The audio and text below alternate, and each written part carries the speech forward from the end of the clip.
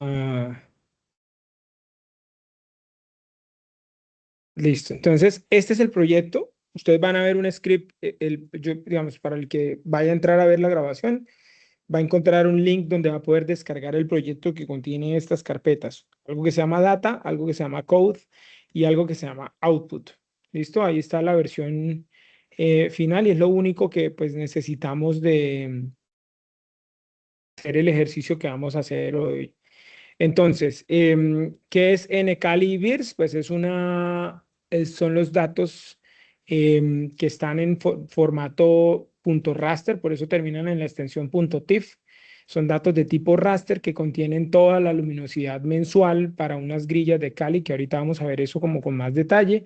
Puntos Maps son unos puntos de Google Maps que tienen unos establecimientos de comercio de Google Maps que sacamos al azar para hacer un ejercicio hoy. Y esto que se llama Sentinel-Panse.tif son unos datos que vienen de Sentinel-2 y que nos van a servir para hacer un ejercicio de trabajar con varias capas y pues intentar un poco ver qué hay ahí.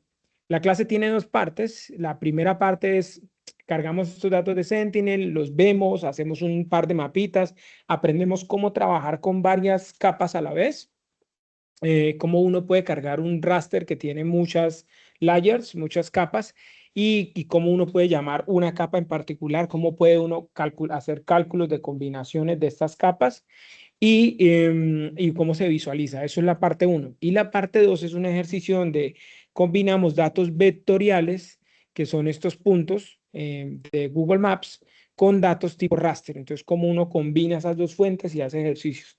¿Listo? Entonces, uno podría pensar en hacer un ejercicio. De hecho, en la parte 1 hay un ejercicio de algo de datos vectoriales. Cogemos unos puntos y les calculamos como el NDVI promedio en esa zona. em, Como para saber qué tanta vegetación hay, pero el grueso del proyecto o el ejercicio más interesante está en el segundo, porque es donde vamos a hacer algo que después nos va a servir para el índice que estamos construyendo acá en Cienfi. Entonces, vamos a abrir la parte 1. Mi recomendación, ¿cuál es? Mi recomendación, denme un segundo, yo me voy a mover al desktop. Voy a llevarme esta carpeta al desktop para no generar traumatismos. Y esto de acá, denme un segundo, esto ustedes no lo hagan. Es una... sí, eso. Entonces ustedes van a coger su carpetica, que se llama así Special Data, como la que yo tengo acá. Van a abrir el script 1, ahora en el que dice parte 1. ¿Listo? Una cosa que es clave que funcione para que pues esto les pueda funcionar. Yo estoy trabajando con algo que se llaman rutas relativas. Al final no usé la librería está Here, que es la que te permite encontrar, pues porque no quise como enredar la clase. Entonces, cuando ustedes abran el script, ustedes se van a asegurar que están en el directorio de trabajo correcto. Entonces, yo voy a mirar acá cuál es mi directorio de trabajo y fíjense que mi directorio de trabajo llega hasta la carpeta code. ¿Por qué está hasta la carpeta code? Porque code es la carpeta que contiene el script que acabo de abrir. Entonces, por default R siempre va a abrir esa carpeta. ¿Listo? Entonces, lo que yo les sugiero que haga es que, sugiero no, tienen que hacerlo para que puedan replicar esto, van a copiar esto y la van a fijar solamente hasta Special Data, ¿sí? Que la raíz del proyecto en el que vamos a trabajar hoy sea Special Data. ¿Listo? Eso ya, esto es básico, esto ustedes ya lo deberían saber, entonces por eso voy a ir sobre esto. Entonces, fíjense que sabemos que estamos en la carpeta correcta porque vamos a tener tres carpetas, Code, Data y Output, es decir, estamos acá. ¿Listo? Desde acá es donde vamos a estar leyendo los datos. Vamos a cargar las librerías de hoy.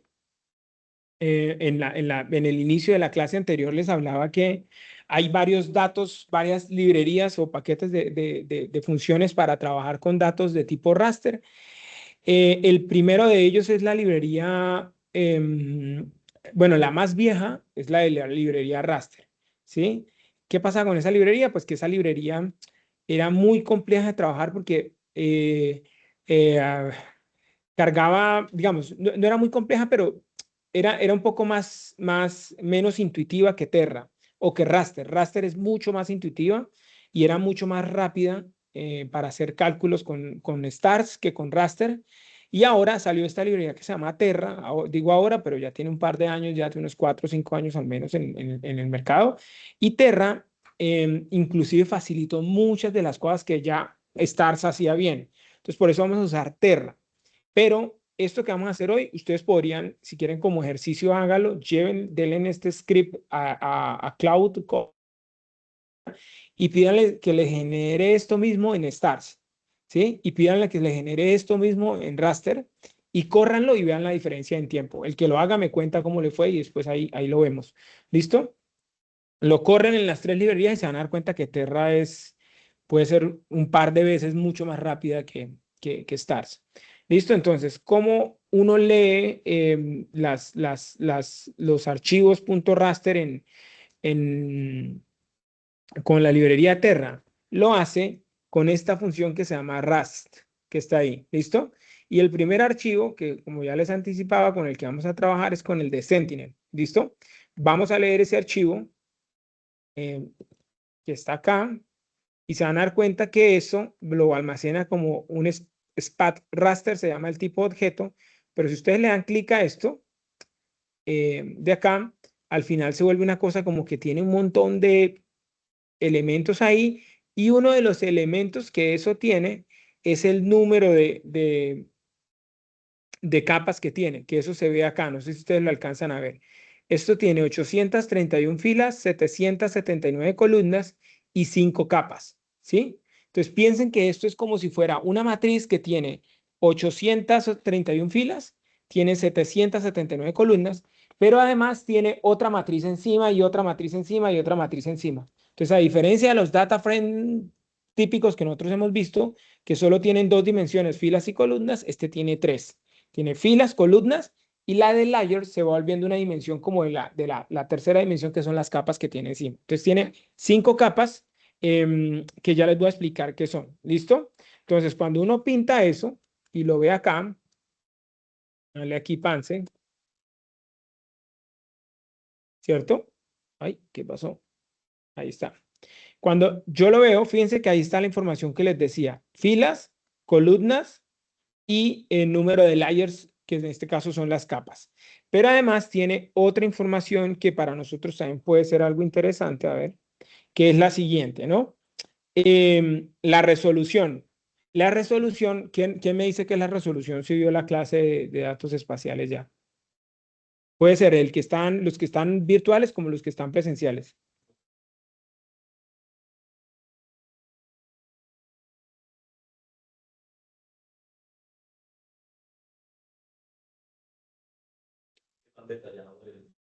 Exacto, la resolución es el tamaño de la cuadrícula, ¿sí? Piensen que esto es una fotografía, ¿sí? Igual que con las cámaras de celular, entre más alta la resolución, más detalle captura. Ustedes no se acuerdan porque ustedes a esa época no la vivieron, pero hace unos 15 años las cámaras, uno se veía como un Lego, ¿sí? Como construido por cuadrículas, ¿cierto? Uno se tomaba una foto y literal eran unas cuadrículas y se veía uno como si uno estuviera hecho de Legos.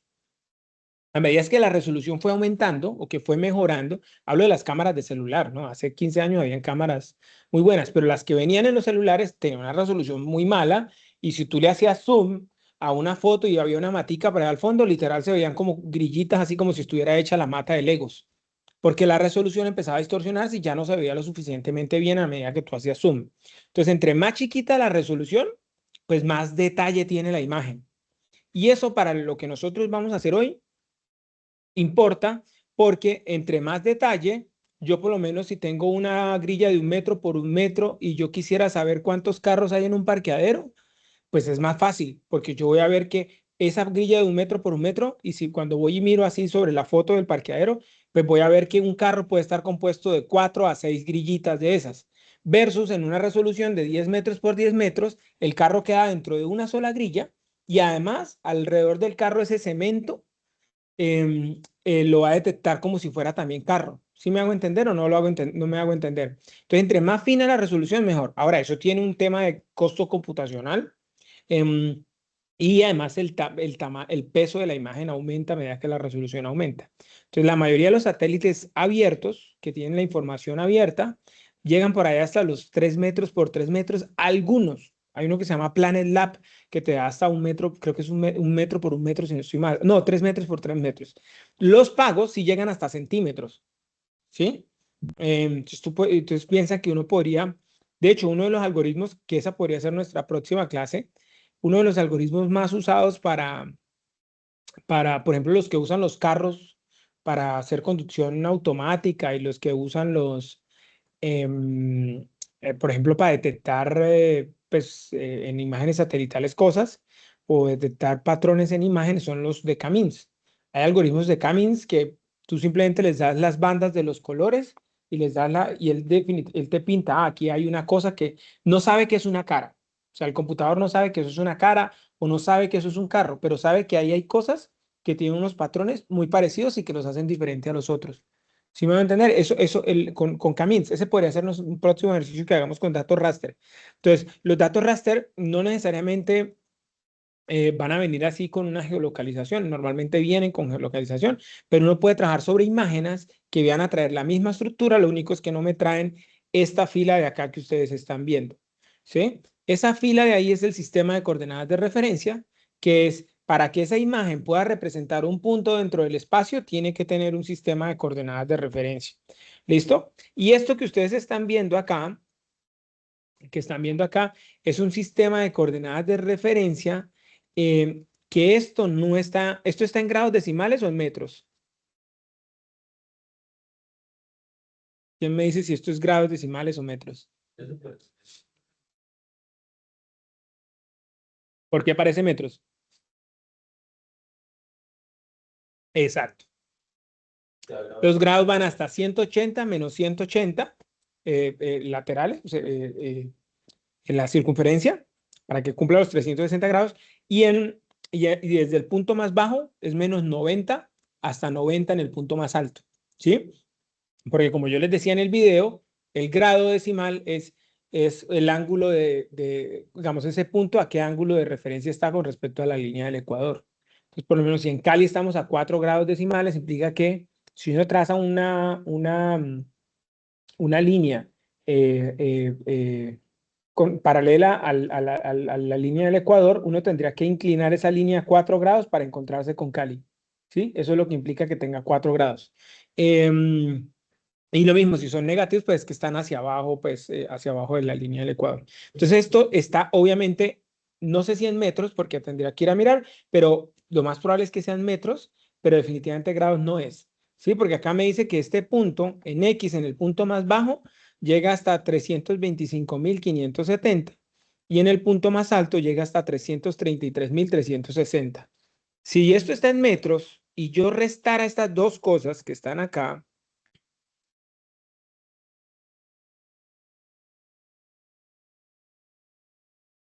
y lo divido sobre 1000, esto está cubriendo más o menos 8 kilómetros de altura y ya les digo cuántos kilómetros de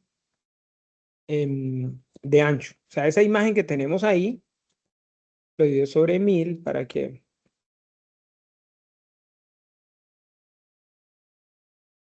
Y 8 kilómetros o sea, tiene 8 kilómetros de ancho y 8 kilómetros de alto esa imagen. ¿Sí me siguen o no me siguen? Si eso estuviera en grados, uno haría lo mismo y después convierte los grados a metros. ¿Sí? Dime.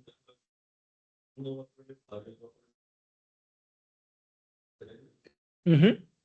Sí, van todos con respecto al punto cero. Entonces acá tenemos una imagen que cubre 8 kilómetros de alto, 7.79 y 8.31 de ancho. ¿Sí? Si estuviera en grados, eso sería como 4.003 menos 4.002, una cosa así casi, para que diera más o menos esa distancia. Entonces, bueno, acá está el número de bandas, que ya les dije que era 5, ya les explico qué es cada banda. La resolución, la extensión, que es justo lo que acabamos de hacer, y el sistema de coordenadas de referencia. Si ustedes cogen esto, se lo copian y se lo tiran a ChatGPT, él les va a decir cuál es la unidad de medida que eso debe tener. Pero seguramente debe ser metros. ¿Listo? Bien, los names de PANSE, y eso es una cosa que les quería mostrar. Entonces, cuando un satélite pasa por encima y toma una fotografía, él captura que eso lo hacen, pues obviamente las cámaras fotográficas capturan varios rangos de colores, ¿sí? Y cada rango de color lo almacenan en una banda. Entonces, el rango tiene una escala de azules, tiene una escala de rojos y una escala de verdes. Eso es lo que se llama el RGB, ¿no? Red, Green, Blue. Y lo que hace eso es que básicamente la combinación de esas tres escalas de colores da la imagen típica que uno ve de Google Maps. Pero detrás de eso lo que hay son tres bandas, ¿sí? O al menos tres bandas, ¿listo? Algunas traen una de brillo, otras traen varias bandas, pero normalmente los satélites van a traer ese RGB y Sentinel trae dos más, que les debo que significa eh, SWIR, pero NIR es como un infrarrojo, ¿sí? Es una especie de infrarrojo. SWIR, la verdad, no me acuerdo cómo se llama esta SWIR, pero es otra capa que ahorita vamos a usar. Ya les digo por qué las bajé. Sentinel tiene 11 capas, ¿sí? Tiene una de, creo que hay una que trae como para medir la altura también de los objetos. Creo que esta de infrarrojo mide la altura del objeto también, ¿sí?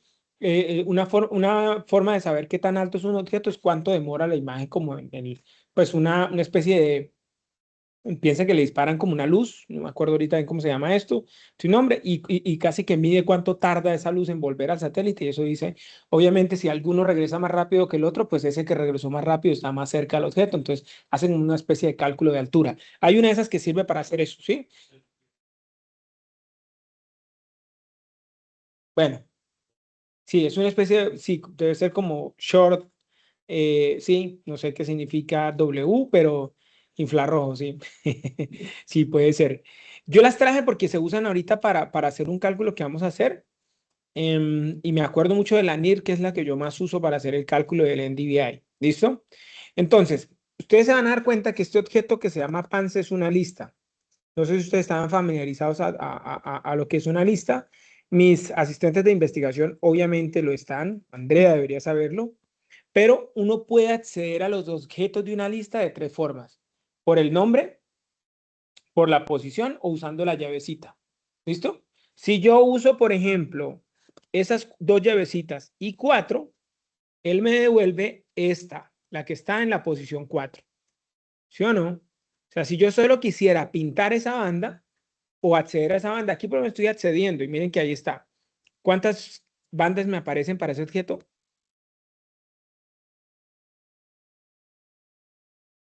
¿Dónde están las bandas? ¿Sí o no? La primera es filas, la segunda es columna, la tercera es layer. Tiene una porque una fue la que llamé. ¿Listo? Entonces, fíjense que ahí usé el número, pero yo podría usar NIR, que es como lo traigo en la clase, se va a ver exactamente igual, pero también podría usar esto. Así, miren. ¿Sí ven? Son las tres formas, bueno, pueden haber más.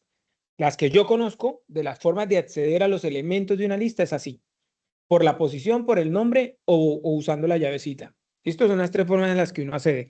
Esto es una lista, ¿sí? Cada banda se almacena en un elemento de la lista, ¿listo? Lo que pasa es que están apiladas unas encima de otras, ¿sí?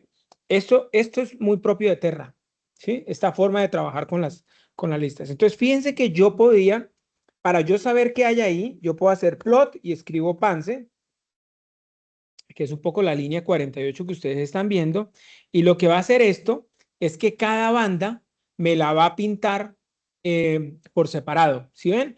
Esta es la banda de color azul, que va a resaltar unas cosas diferentes a las que resalta la banda de color verde y que va a resaltar unas cosas diferentes a las que resalta la banda de color rojo.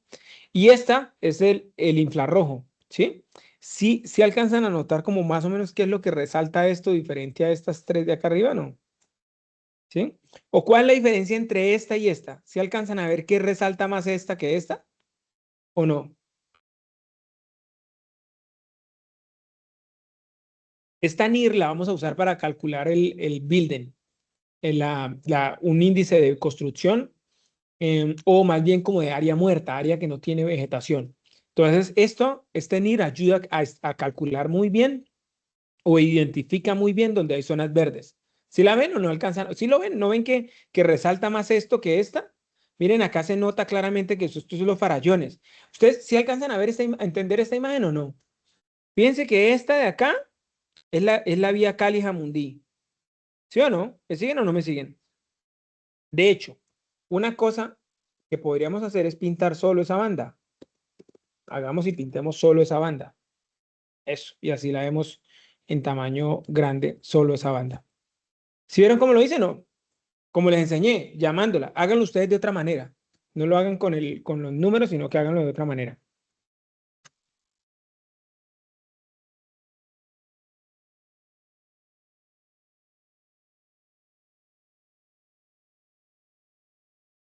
¿Listo? Entonces ahí extraje esa parte de la banda. Esto que ustedes están viendo acá es la vía Cali-Jamundí. Yo creo, y ahorita lo vamos a validar con unos datos, que esto que ustedes ven acá, ¿cuál es? Ya van a dejar A Cañas ganar. Gordas. Exacto, esta parece la Cañas Gordas, ¿sí ven? Acá, esto parece la Cañas Gordas, aquí es la rotonda de la Cañas Gordas, esto por acá es Ciudad Jardín, perdón, Jardín Plaza, y esta es la Univalle. ¿Se alcanzan a ver que sí parece esto la Univalle, no? Sí. Sí. ¿Cierto? Y ahí más o menos se alcanzan a ver las vías, ¿no? ¿Sí? ¿Lo lograron? Bien. Entonces, bueno, aquí les dice, bueno, una cosa chévere que uno puede pintar es pintar la distribución del valor de cada banda, ¿cierto? Porque algo que yo a ustedes no les he dicho, denme un segundo.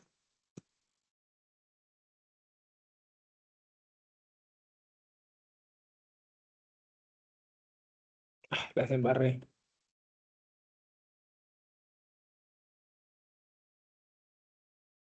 Bueno, ahora lo vemos, pero es que sí.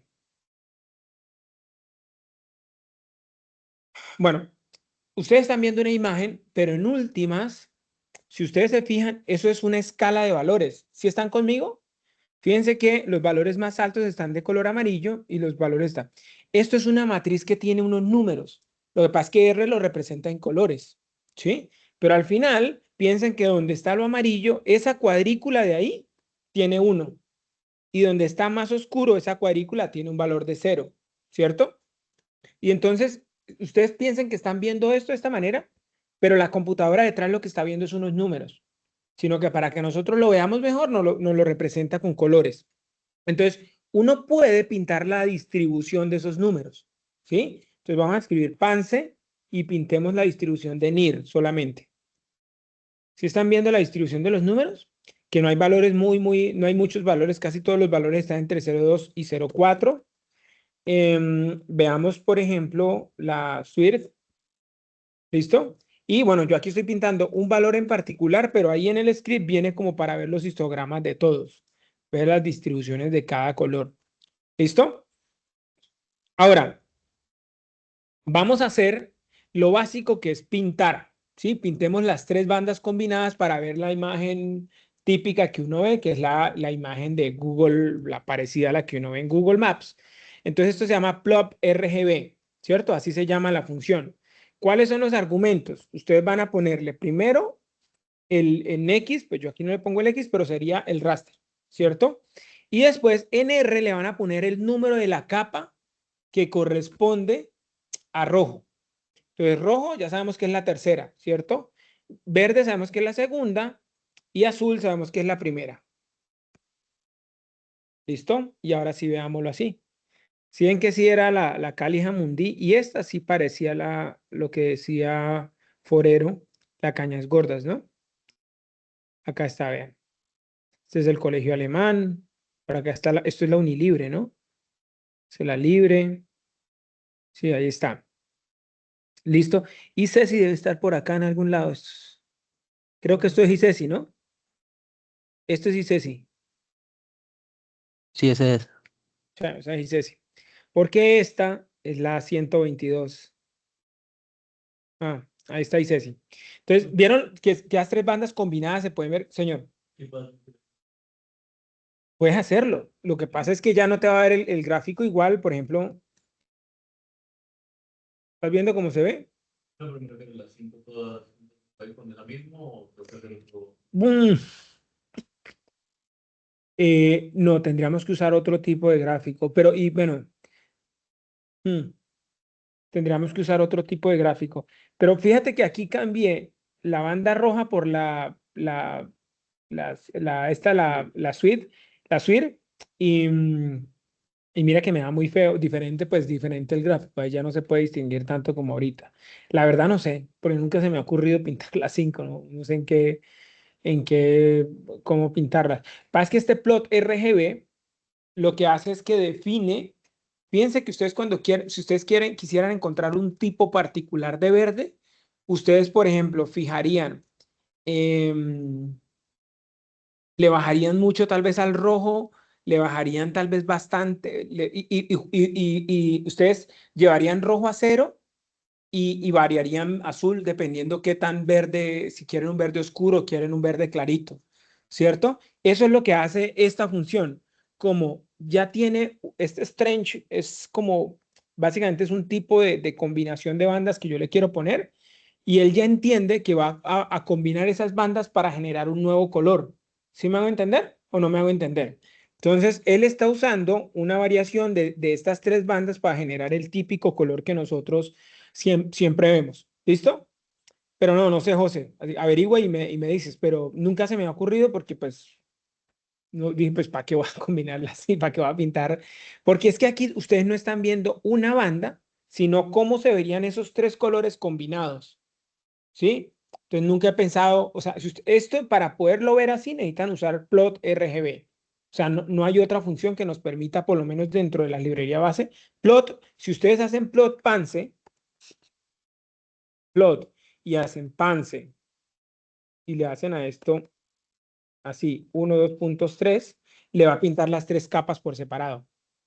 ¿Sí ven? Entonces, para que la pueda ver de esa manera, tienen que sí o sí usar plot RGB, que es el que no les pinta las capas, sino que combino, bueno, azul tengo un valor de 5, rojo tengo un valor de 4 y verde tengo un valor de 7. Bueno, eso me da más o menos un rosado. ¿Sí? Y eso es lo que nosotros estamos viendo acá. ¿Sí? Esa función hace eso. Combina los valores y nos devuelve dentro de esa combinación a qué color pertenece en una paleta de colores que contenga muchos otros colores. Ustedes se dieron cuenta que nosotros no tenemos blanco por ningún lado, y miren cómo se ven algunas cosas blancas, ¿cierto? No tenemos, por ejemplo, no tenemos llámenlo naranjado, no lo tenemos en nuestra paleta de colores, pero la combinación de tres valores van a dar ese naranjado. Y eso es lo que usa Camins.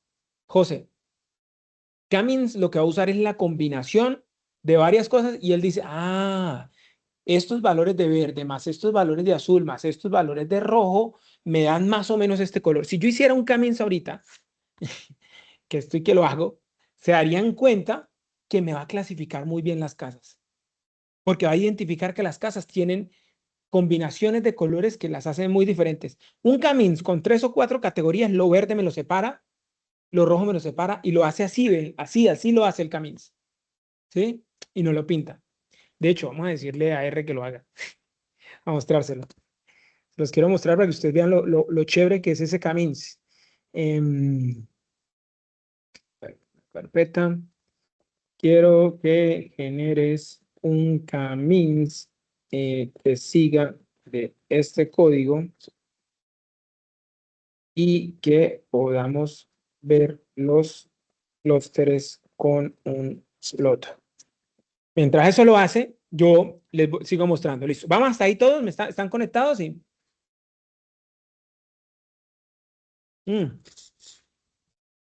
Yo no sé por qué no se los mandé, pero el stretch es porque, déjenme un segundo, yo lo busco y se lo puedo mostrar porque es más fácil si yo lo hago ahí.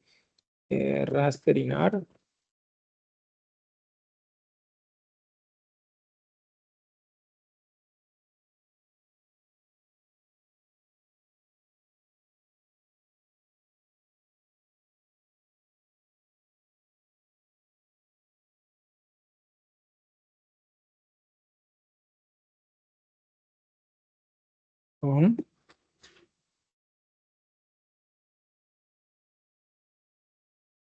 Fíjate que estoy buscando esta.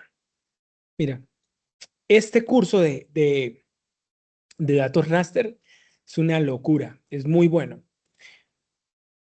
Creo que, yo no sé si está con Terra, parece que sí. Ah, sí, lo actualizaron hace poquito, vean. Entonces está en Terra. Sí, está con Terra. ¿Sí ven que está usando RAS? Em,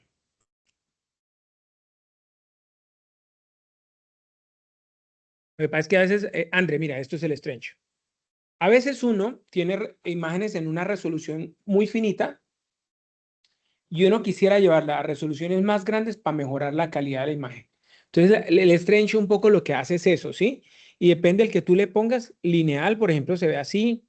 Mira, si tú usas el east, que es como la distribución, por ejemplo, usemos ese a ver cómo se nos ve con el east. ¿Sí ves? Básicamente hace un trabajo de conversión interior. A ver, no sé cuál otra está ahí. Pero, eh, digamos, es útil, eh, no sé cómo explicarte. Digamos, cuando estas imágenes que yo les bajé a ustedes, el satélite, la que estamos usando hoy, es una imagen que se usó, le dije a Cloud, oye, bájala de un día, porque el satélite pasa hasta 2 veces al día por un mismo punto. Y entonces si pasa y encuentra nubes, devuelve como si eso fuera blanco, ¿sí? Y no tiene sentido. Entonces, muchas veces uno lo que hace es usar el histórico y decirle, devuélveme la mediana de esa celda. Sí, como para saber que en el 50, lo que había más del 50% de las veces ahí, ese es el verdadero valor. Entonces puede pasar que a principio de año pasó y estaba seco y había una sequía y entonces esa vegetación se puso como amarilla. Y después pasó, después de mitad de año había mucha lluvia, entonces se puso verde. Entonces al final me devuelve el mediano, el que más se encontró ahí. Me va a volver el valor mediano del rojo, de verde y de azul, ¿cierto? Entonces cuando lo pinto, puede que no se vea tan bonito. El Strange hace como de alguna manera, tiene una especie de ajustes al interior para que lidie con ese problema de que la clasificación me va a dar en función del momento en el que tomé la foto. ¿Sí me hago entender o no? Creo que los enredé, pero por ahí va. Vea, esto que está acá es muy útil. Se la voy a pasar si ustedes quieren darle la mirada después a esto, porque es súper chévere esa aplicación que hay ahí. Entonces, quedémonos con Lean y vamos a ver qué otras opciones de stretch hay, André.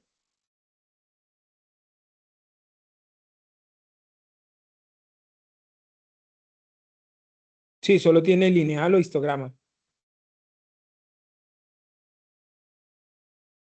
¿Me hago entender? Entonces, nos va a ayudar simplemente a definir ese contraste. Me voy a saltar esta parte que está acá. Ah, bueno, si ustedes quieren exportar, pues exportan ahí su RGB y les va a quedar acá el RGB y lo van a poder ver cuando ustedes quieran acá.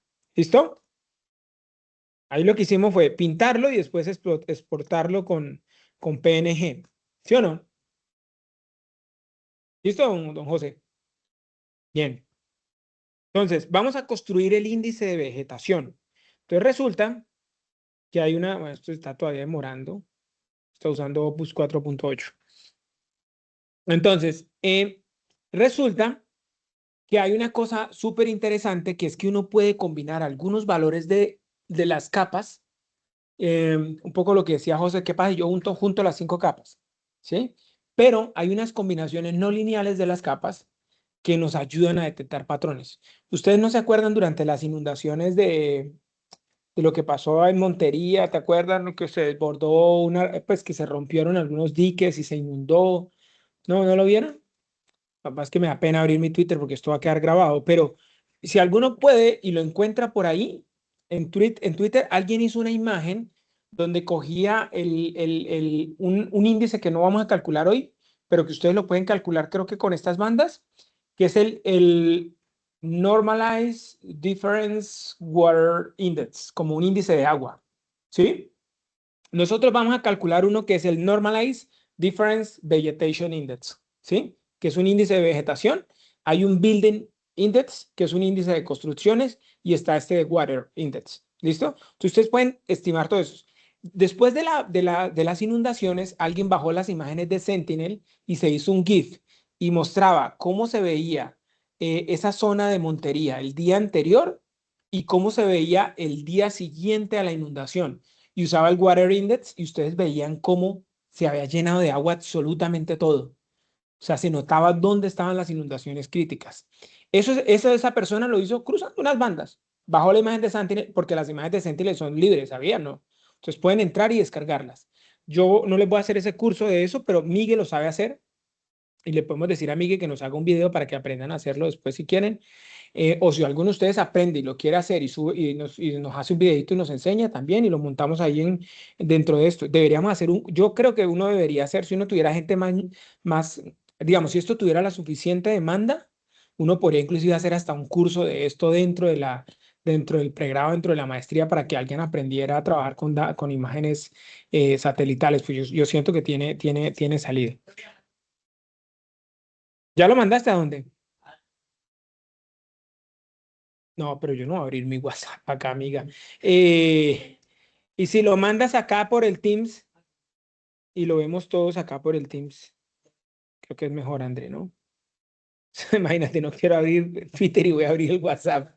Hágame el favor. ¿Ah? Deme un segundo. Mientras Andrea nos manda eso, aquí está, miren. Miren esto, esto tan chévere que hizo esta persona. ¿Sí ven? Sentinel el día anterior versus el día después. ¿Están viendo o no? Y eso es un índice. Entonces, entre más azul, más agua, entre más verde, menos agua. ¿Sí? Vamos a hacer uno parecido. Gracias, André. Gracias. Vamos a hacer uno parecido que se llama el de vegetación. ¿Sí? Esto nos ayuda. Hay una estudiante mía que no voy a decir acá para no exponerla, que ella tiene una tesis que el estrato de un barrio se puede definir por la tasa de arborización. ¿Sí? Que los barrios de estrato más alto suelen tener más tasa de arborización que los barrios de estrato más bajo. La verdad tiene todo el sentido del mundo. De hecho, hay un montón de literatura sobre eso, ¿no? Sobre exclusión, como desigualdades en temas ambientales y cómo el cambio climático golpea más fuerte a la gente más expuesta, pues más vulnerable económicamente hablando, ¿sí? Sobre todo por eso. Porque yo no sé si ustedes saben, pero aquí en Cali las temperaturas medias son más bajas, acá en Pance son más bajas en la temperatura media. Cuando hacen días calurosos, el oeste de Cali puede tener 1.5 grados menos de temperatura que el resto de la ciudad, porque hay mucho más árbol, porque está pegado a la zona, y Bogotá es igual. El aire más puro de Bogotá está pegado hacia los cerros orientales. Y ahí están las casas, el metro cuadrado puede costar entre 10 y 20 millones de pesos, 25 millones de pesos un metro cuadrado hacia esa zona. Entonces ahí obviamente vive la gente que tiene capacidad pues, que está en la distribución derecha de ingresos y de riqueza de Bogotá. ¿Sí? Entonces hay mucha literatura sobre eso, sobre desigualdad, cómo el cambio climático golpea diferente a todo. Entonces en Cali eso se ve, ¿sí? Entonces vamos a construir ese índice de vegetación para ver cómo se ve la vegetación en Pance. Escogí Pance precisamente por eso, porque Pance tiene mucha zona verde y quisiera que lo viéramos. Entonces ese índice de vegetación se calcula de esta manera: la capa infrarrojo menos lo rojo sobre la capa infrarroja más la roja. ¿Me siguen o no me siguen? Listo. ¿Cómo dijimos que se podía hacer esto? Dijimos que uno podía coger, llamar NIRT menos rojo sobre Pance, ¿cierto? ¿Me siguen o no me siguen? Y vamos a llamarle a eso NDVI. Y acabamos de crear un nuevo objeto que se llama NDVI. ¿Me siguen o no me siguen? Corremos esto, señor.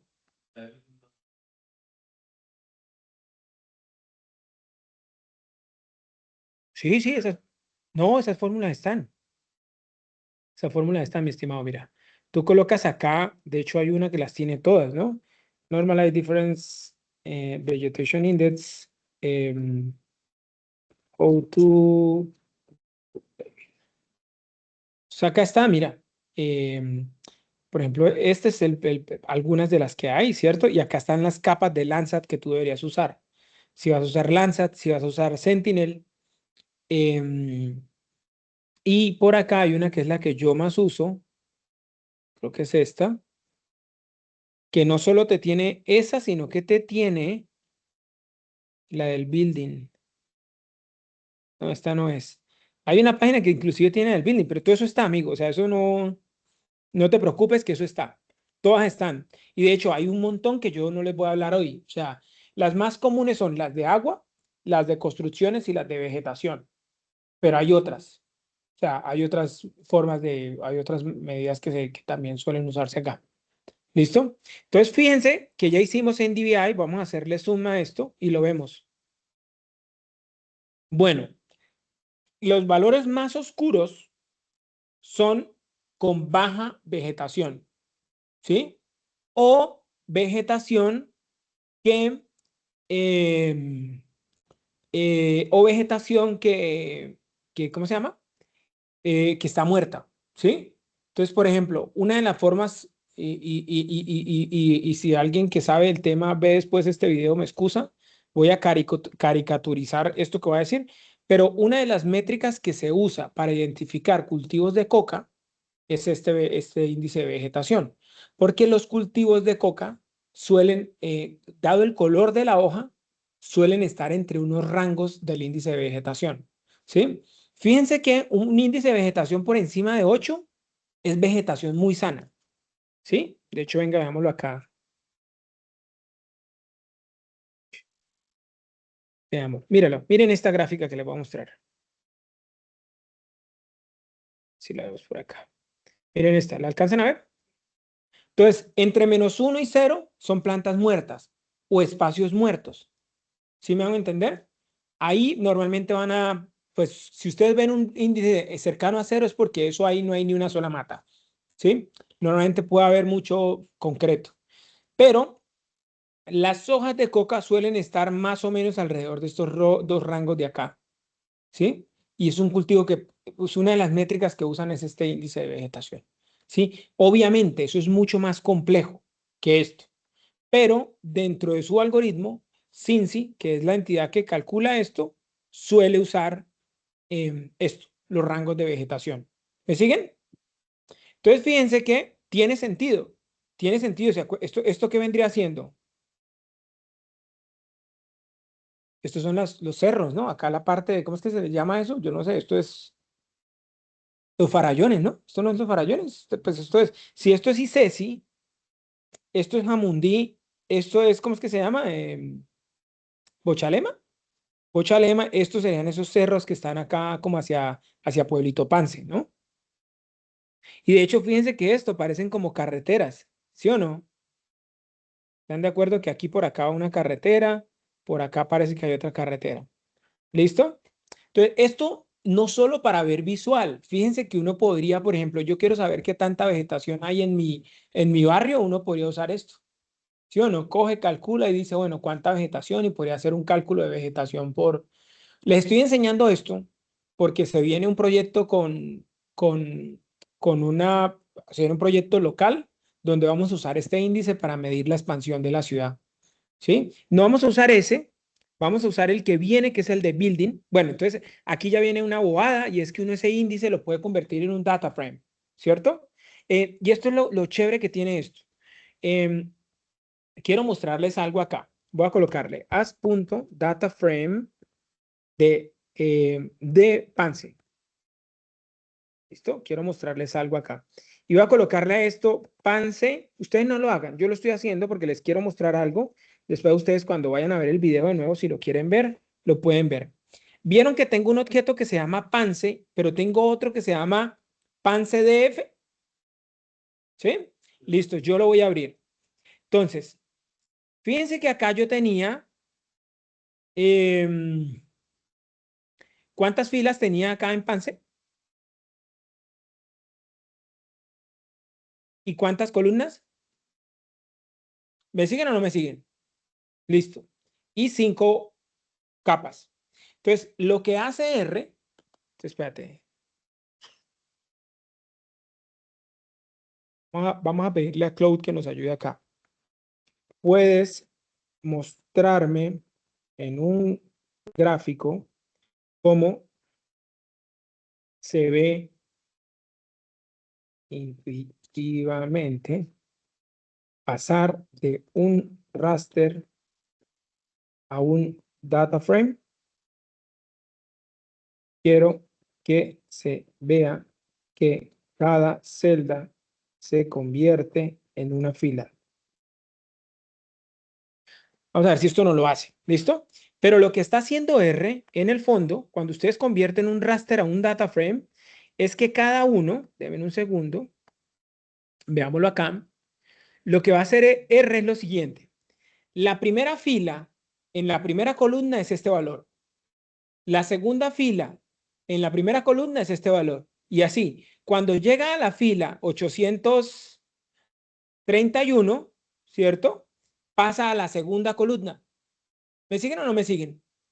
Y la segunda columna va a ser la fila, el primer elemento de la segunda columna. Déjenme un segundo, lo voy a mostrar aquí a ojo.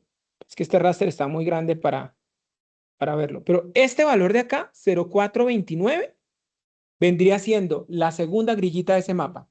¿Listo? Vamos a ver si Cloud nos lo logra mostrar. ¿Listo? ¿Y eso qué es lo que hace? Pues lo que va a hacer es que si ustedes convierten eso, se van a dar cuenta que cada grilla va a tener enfrente, por ejemplo, la grilla 1 tiene una columna con el valor de azul, una columna con el valor de verde y una columna con el valor de rojo. ¿Listo? Y voy a hacer algo para que ustedes lo vean acá en vivo y en directo. Colocar aquí paleta RGB.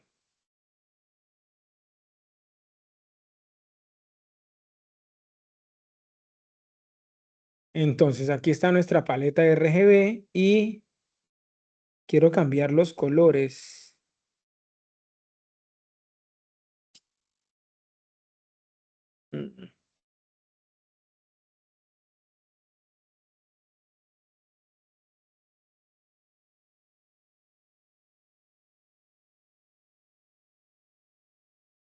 A ver si este me deja. Eso, aquí está, vean. Entonces, miren, vamos a coger esta combinación de acá. La primera grilla, 0028. Voy a coger este.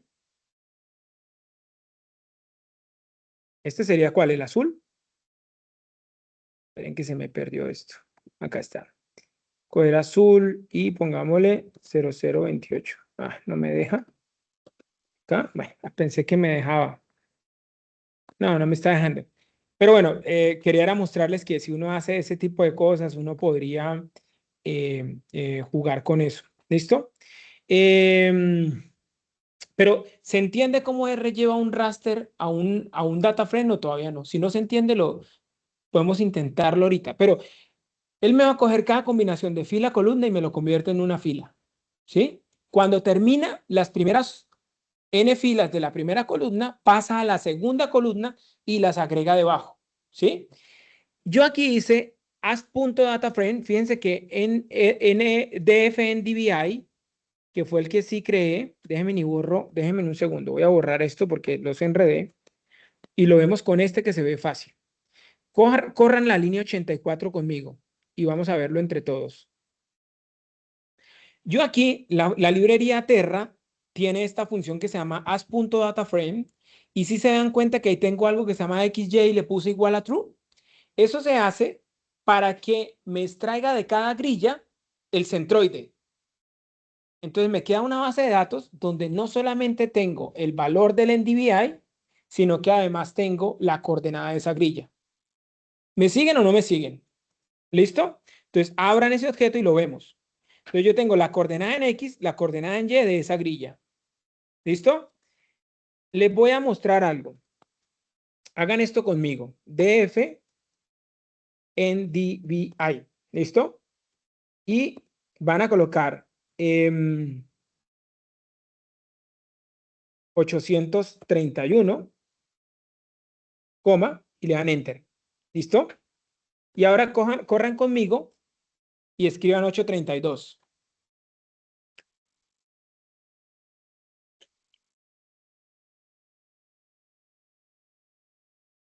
¿Me siguen o no me siguen? Si X está en metros, ¿cierto? Si las coordenadas están en metros, ¿cuántos metros cambió de la línea 831 a la 832? ¿Cuántos? ¿Y cuánto es la resolución de esta imagen?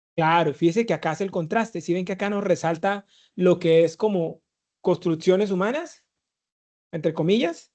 Y acá podemos ver los dos a la vez. Y se van a dar cuenta que el de vegetación le da valores más altos a donde hay vegetación y el de construcción le da valores más altos donde hay pues actividad humana. ¿Sí? Cada uno resalta una cosa diferente. Y fíjense que ese se parece mucho al de Camins que les pinté. ¿Sí o no? Es que Camins es impresionante. O sea, Camins es un algoritmo impresionante. O sea, de verdad es muy bueno y es muy barato computacionalmente. Es muy barato computacionalmente. Bien, listo. La última tarea que les tengo, y si hacemos esta, no hacemos la parte 2. La parte 2 se las dejo para que ustedes la hagan solitos, porque esta parte 2 es cruzar datos raster con datos vectoriales. ¿Sí? Entonces vamos a hacer esta para que el video no nos quede tan largo y a ustedes les queda que intenten hacer en casa solitos la parte 2, que es un ejercicio en el que cruzamos datos de luces con datos estos. Yo les voy a abrir ahorita el objeto, se los muestro cómo se ve para que ustedes sepan qué significa cada columna y ustedes lo que van a hacer es hacerme los cálculos que yo les voy a pedir. ¿Listo? Bien, entonces vamos a coger esto que se llama lugares y lo vamos a cargar, que está acá. Y estos lugares, pues se van a dar cuenta que es Universidad ICESI, Jardín Plaza y Club Campestre. No sé por qué puse Club Campestre. Tal vez porque tiene mucho verde y quería mostrar que tiene mucho verde. Sí, de hecho es eso. Club Campestre tiene mucho verde, Universidad ICESI, Jardín Plaza tiene mucha construcción y en teoría ICESI debería tener una combinación de las dos. Sí, construcción, zonas verdes, que más o menos creo que las tenemos. ¿Listo? Entonces, fíjense que yo qué hice acá, yo construí eso a mano, o sea, yo fui a Google Maps y lo traje, porque en la clase que ustedes vieron grabada, yo les enseñaba cómo geocodificar cosas, ¿no? Entonces aquí no les voy a enseñar eso, pero les voy a enseñar que uno puede cargar un objeto que se ve así, que tiene la coordenada, y uno esa coordenada la puede convertir después en un objeto vectorial, o sea, una cosa que tiene un sistema de coordenadas, que es este, con esta función st as sf. ¿Listo? Bien, vamos a correr esto. Les voy a dar un consejo y esto pónganle una nota así de súper urgente, de súper importante, ¿no? Cuando ustedes trabajan con datos raster, en lo posible no les hagan transformaciones del sistema de coordenadas. ¿Listo? Es decir, si el sistema de coordenadas no es el de Google, sino que viene, no es el 4326, que es el GS84, WGS84, sino que trae alguno otro por ahí, manténganlo en ese, porque las imágenes, cuando ustedes las reproyectan, muchas veces se dañan, ¿sí? Se les daña la geometría, se vuelven un 8. Entonces, normalmente, si ustedes van a trabajar con datos vectoriales, para cruzar con algo de tipo raster, conviertan los datos vectoriales a la resolución que trae el dato raster. Y después de que hagan esta transformación y ya estén en datos vectoriales otra vez, ahí sí lo pueden transformar a WGS84. O sea, el dato vectorial no pierde ningún atributo, pero los rasters sí suelen dañarse cuando se reproyecta. ¿Sí? No siempre, pero suele pasar. Porque es que una reproyección literal es como cambiar la forma en la que está pensado el este. Entonces, porque piensen que cuando ustedes cogen ese globo terráqueo y lo llevan a un plano, a un plano, una dimensión plana, lo que terminan haciendo es que las partes más altas y más bajas del mapa las inflan. ¿Sí o no? ¿Son conscientes conmigo? Que un grado decimal al lado de la línea del Ecuador son 113 kilómetros, pero un grado decimal cerca al polo es, no sé, 20 kilómetros, una cosa así. Obvio, porque tú tienes las mismas, digamos, piensa en las mismas 360 líneas que tienes arriba, asumiendo que cada línea es un grado decimal, ¿sí o no? Cada línea es un meridiano. Esas mismas 360 líneas las tienes para representar 38.000, casi 40.000 kilómetros alrededor de la línea del Ecuador versus 2.000 kilómetros de diámetro a los lados de los polos. ¿Me siguen o no me siguen? Entonces, claro, cuando ustedes que eso yo se lo mostraba en la presentación, cuando ustedes ese globo lo llevan a un plano, magnifican los polos. Ustedes han visto ese mapa eso que cogen la transformación Mercator, que es la que vuelve plana, y entonces cogen el mapa de Colombia y los llevan a, no sé, a Inglaterra o los llevan a varios países de Europa y Colombia es como 4 o 5 países, pero en el mapa se ven del mismo tamaño, porque claro, la transformación sobre representa las puntas. Entonces, si ustedes cogen una fotografía y le aplican eso, distorsionan la imagen. ¿Sí? Entonces, normalmente uno va a trabajar con eso, solo transforma los datos vectoriales. Que los datos vectoriales se pueden estirar, puede pasar lo que sea y no pasa nada, porque no tienen una imagen o una figura que representar. En cambio, los raster sí. ¿Listo? Por eso es que en la línea 136 convierto esto que se llama lugares. Si ustedes lo ven acá, yo le hago un map view a esto de lugares. Aquí se ven mis lugares. Esta es la Universidad ICESI, este es Jardín Plaza y este es el Club Campestre. ¿Sí o no? Entonces fíjense que ahí está ICESI, Jardín Plaza y Campestre. Y lo que yo voy a hacer es ahora, eso que está en coordenadas, fíjense que si ustedes escriben lugares acá, fíjense que acá están los puntos. Ah, porque ahí ya le hice la transformación. Creo que ya le hice la transformación ahí, qué raro. Esto debería verse en coordenadas, pero bueno, aquí ya está con la transformación de Pance. ¿Sí ven? Acá estaba en grados decimales y acá cuando le transformo el sistema de coordenadas, ya se convierte a metros. ¿Sí ven? Miren, esta universidad ICESI era menos 76 grados y 3,34 en latitud y menos 76 en longitud, ¿cierto? Y acá se convirtió en 330.000 metros y 369.000 metros. ¿Listo? Entonces, ¿qué vamos a hacer? Vamos a hacer varias cosas. Vamos a calcular cuánto en DBI y cuánta vegetación tiene cada lugar. ¿Listo? Entonces vamos a coger lugares buffer, que es esto que está acá, que es para cada lugar le vamos a calcular un buffer de 200 metros, ¿cierto? Entonces, si yo pinto este lugares buffer, ustedes no lo hagan, ustedes va a pintarle solo esa parte. Fíjense que es como yo agarrara y dijera, bueno, del centroide de ICESI, que más o menos es un buffer de 200, ¿sí ven que cubre casi todo ICESI? Lo mismo lo puedo hacer ¿cómo se llama? Para esto que está acá, que es Jardín Plaza, y lo puedo hacer para esto que está acá, que es el Club Campestre, ¿no? Y miren lo que yo voy a hacer. Yo podría hacer esto de dos formas. Con el StJoin, ¿se vieron la clase de datos vectoriales donde uso StJoin para unir dos datos vectoriales? ¿Sí? Eh, yo podría hacerlo con StJoin y cogería esto que se llama dfndbi. ¿Sí lo ven acá? Entonces yo podría coger estas dos cosas y convertirlo a un SF. ¿Me siguen o no me siguen? Y hacía un StJoin y ya. Pero si ustedes no quieren hacer eso, de convertir a data frame, porque muchas veces se vuelve pesado computacionalmente, uno puede extraer directamente desde el raster. ¿Sí? O sea, hay dos caminos para extraer información de un raster y pegárselo a un vector. El primer camino es, yo convierto el raster en datos vectoriales y hago un StJoin. ¿Sí? StJoin, ¿se acuerdan? Por favor, díganme que, Forero, ¿qué es un StJoin? Bolaños debería acordarse porque él hizo eso. Pues es la función esa como para unir dos. No me acuerdo cuál era, pues el objeto es ST, ¿no? Sí, Eso, eso que estás mostrando.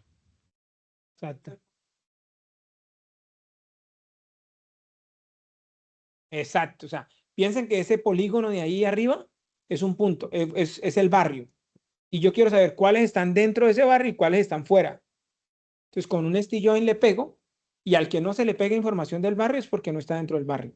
¿Sí o no? Eso quiero que lo tienen que tener claro porque hay una tarea dentro de este proyecto en el que ustedes tienen que saber eso. ¿Listo? Ese es el primer camino. Pero entonces, para poder hacer eso, uno tiene que hacer convertir el raster en puntos. Y después yo cojo mi polígono y le pego los puntos que están encima. ¿Me siguen o no me siguen? El segundo camino, que es el más rápido, es usar la función strat. ¿Listo? Y yo tengo un raster que se llama NDVI y otro que se llama Building Eye, ¿cierto? Uno de vegetación y uno de construcción, ¿cierto? Tengo dos raster. Y yo aquí tengo unos buffer. ¿cierto? Entonces yo voy a coger a estos raster que están acá, que lo podemos hacer sobre 2 o lo podemos hacer solo sobre 1. ¿Se acuerdan? Esto lo creamos acá arribita, vea, acá está, donde cruzamos las capas y creamos este raster. Entonces, yo puedo sobre este raster decirle, vea, coja lugares buffer y póngalo encima del raster y extráigame la media o la mediana de los valores que quedan debajo de ese buffer. ¿Sí o no? Y vamos a correr esto. Y ahí está, miren. Índice lugares está por acá. ¿Sí lo ven? El lugar 1, el NDVI es 0.43. En el lugar 2, ¿cuál era el lugar 2? Por los valores que están ahí, ¿cuál creen ustedes que es el lugar 2? Jardín Plaza. Claro. Si ven el NDVI lo bajito que es, tiene muy poquita vegetación. Y el lugar 3, que es el jardín, el club campestre, pues tiene muchísima más vegetación. Si ven que el NDVI, la mediana es de 0.71. ¿Listo? Y entonces lo que yo hice acá fue que lo hice sobre 1, pero uno podría hacerlo también sobre los 2. Y en vez de la mediana, poder pedir el promedio. ¿Ven lo rápido que lo hace? Claro, claro. Sí, sí puede pasar con la mediana que tengas datos negativos. ¿Por qué? Porque el de building es negativo en el 3. Hay Porque poca tiene mucha construcción más. vegetación. Exacto. Y el de vegetación, tal cual, no sé si fue Santiago, pero en DVI, en Ranch, creo que vean ustedes el en DVI. Quiero que lo vean a ver si lo tenemos, miren. Si en algún lado lo tenemos.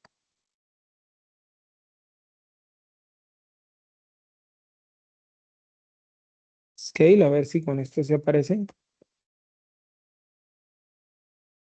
Este es el de vegetación. Pero los valores negativos a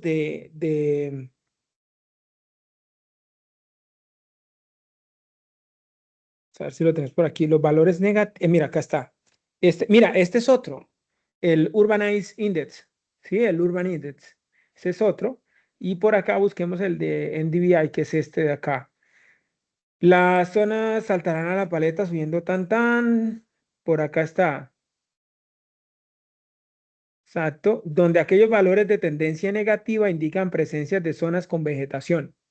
¿Sí ven? Entonces, por eso la media del club campestre nos da menos 0,13. Porque ahí hay mucho valor. De hecho, la mejor forma de saberlo no es pedir la media, sino la mediana.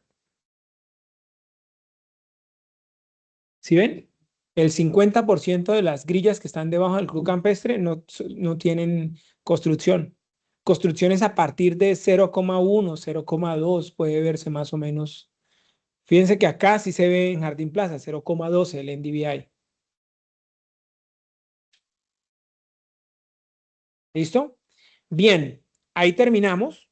Entonces, la parte 2, que es la que les queda a ustedes, les voy a preguntar de esto, así que más les vale que lo hagan. ¿Oyeron? Entonces, ¿qué vamos a hacer en la parte 2 o qué van a hacer ustedes en la parte 2? Cargan esto que está acá. Y fíjense que vamos a cargar nuestro raster de Kali completo.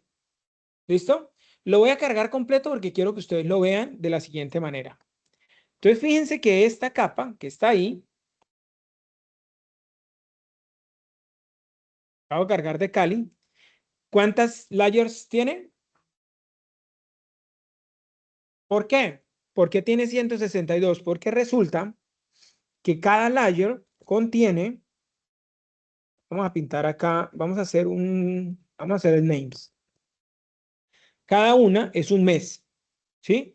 Esta es la luminosidad en 2012, en abril del 2012, en mayo, en junio, en julio, en agosto, ¿cierto? Septiembre, así hasta octubre de 2025. Entonces, cada fecha es el promedio de luminosidad en ese lugar. ¿Listo?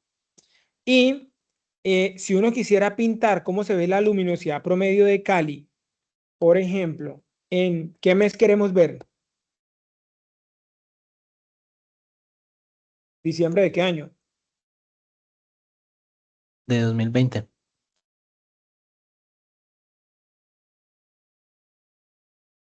Así se veía la luminosidad en Cali en 2020, en diciembre de 2020. Y uno podría hacer esto, ¿no?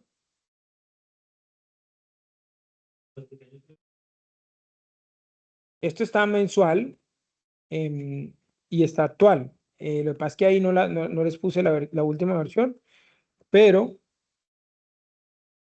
2019-12.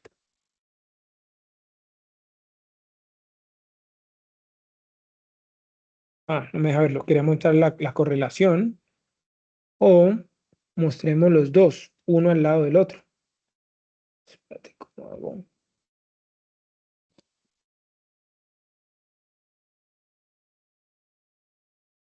Sí, ahí está. Esto es prepandemia, esto es pospandemia.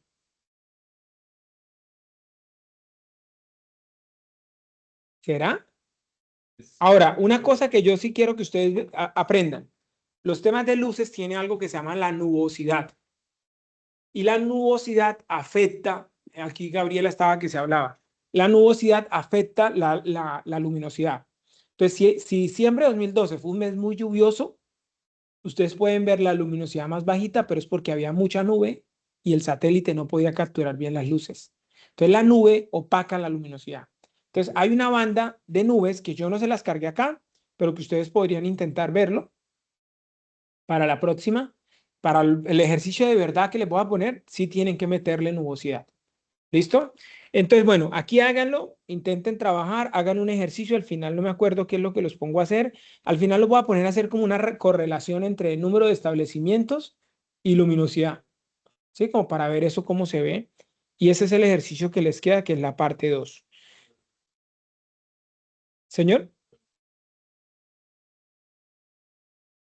De hecho, como es una tarea de juguete, no los quise enredar, pero en la tarea de verdad, nosotros tenemos cuántos días con nubes había en ese píxel en ese mes. ¿Sí? Nosotros no solo sabemos las luces, sino que sabemos cuánta nube había. Entonces, si